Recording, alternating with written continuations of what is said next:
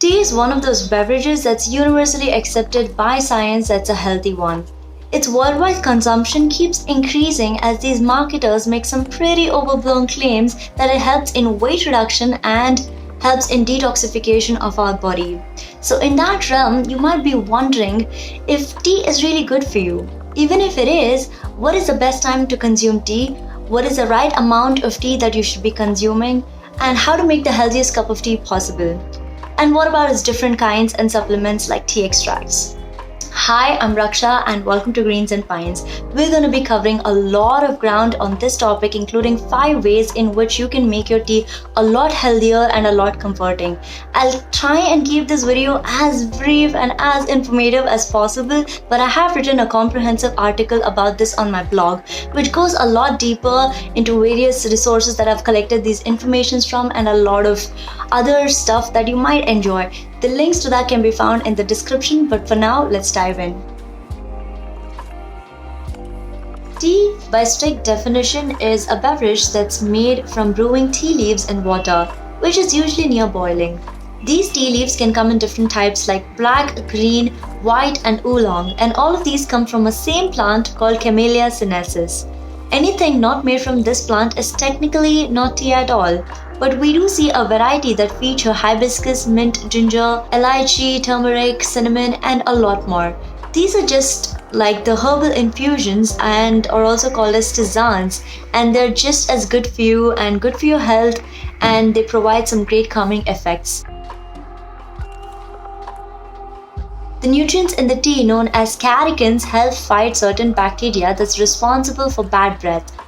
Speaking of bad breath, we do see a lot of coffee drinkers carrying mint with them to avoid this problem.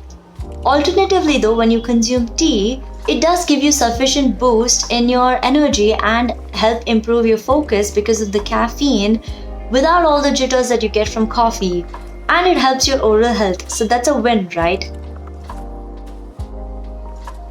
Drinking tea may burn fat, help you lose weight, increase the metabolism.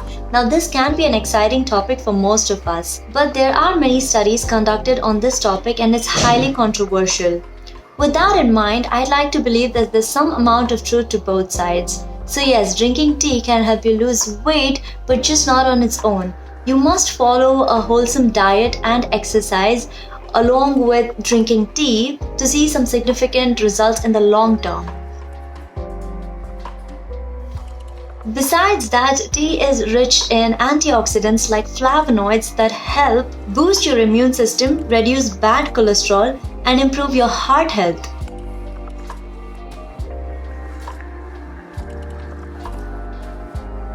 Avoid drinking tea first thing in the morning or in an empty stomach, as this can cause toxicity in your body, causing acidity and heartburn. Try not to consume tea after dinner. The caffeine in it can keep you up and affect your sleep cycle. Avoid adding sweeteners.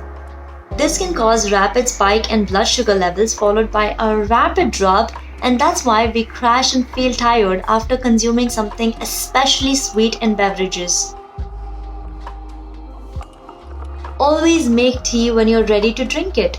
If you have left it in the refrigerator for a while or out on the counter, over time it can go stale and form harmful toxins that affects your health.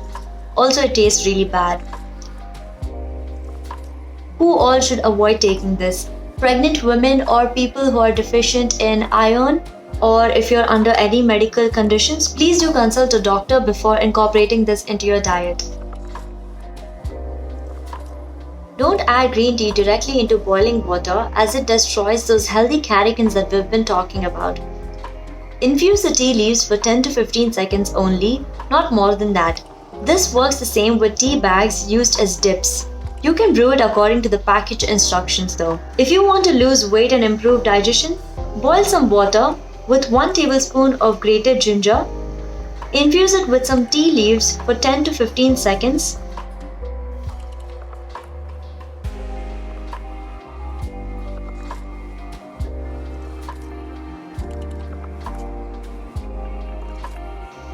And add a few lemon drops to it. and consume this along with your breakfast. If you want to improve your immune system, then consume this with some non-citrus fruits. If you want to improve your blood flow, then consume it with some roasted peanuts or 10 soaked and peeled almonds or 4 to 5 pieces of walnuts. If you consume this 1 hour before a meal, it suppresses your appetite and helps control overeating. When you drink it after 1 hour of a meal, then it helps in better digestion. It's better to drink tea after breakfast, before lunch, and after lunch but before dinner. Like anything in life, too much of a good thing can be bad for you. Regardless of its incredible health benefits, tea should be consumed in moderation. 2 to 3 cups per day should suffice. Anything more than that can cause damage to your body. Now remember, correlation is not equal to causation. Just because drinking green tea can be healthy for you doesn't mean that it's the sole thing that's responsible for that effect of being healthy. I want to share with you my personal tips. So over the years, I've come to understand that drinking tea in front of a digital screen is no way to enjoy it at all. So try having some tea while sky watching, or listening to music, or even while talking to someone about your day, or even space out and get that alone time with yourself. I usually drink tea when I'm a bit stressed. Since the drink is warm by nature, it encourages me to slow down. I won't be able to drink it quickly. Since there is no rush, I tend to find some calm, and it helps me in getting back to my work with a clear mind while improving my productivity. Always buy natural forms of tea and stay away from these tea extracts or supplements that are sold in the market which claim to detoxify our body or provide that additional vitamin C or something like that.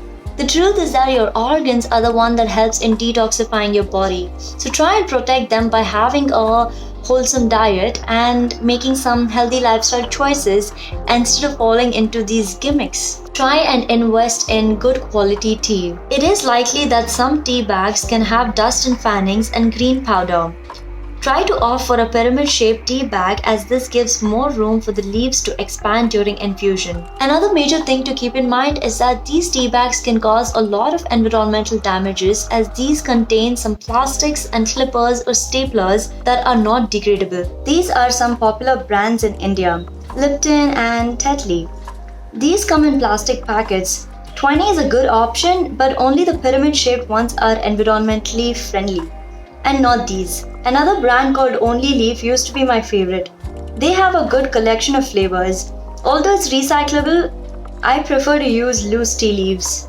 I have made a switch to natural tea leaves and I buy them from authentic stores, which have a sustainable packaging. Currently I'm using these. As you can see, they come in paper packets and no staples. I often infuse my own flavors and mix things up every time. So that's it for today's video. I hope it was helpful and it shared some insights about tea. I want to quickly end this by saying that all the information conveyed in today's video is something that I learned through research, statistics, and various books. These tips have worked for me in the past few years. You don't have to take my words strictly and follow every single suggestion that I provide. What works for one person might not work for another person. So always do your own research and do what makes you feel good. So if you have some tips related to tea, do let me know in the comments below and do consider subscribing if you want to watch more such content.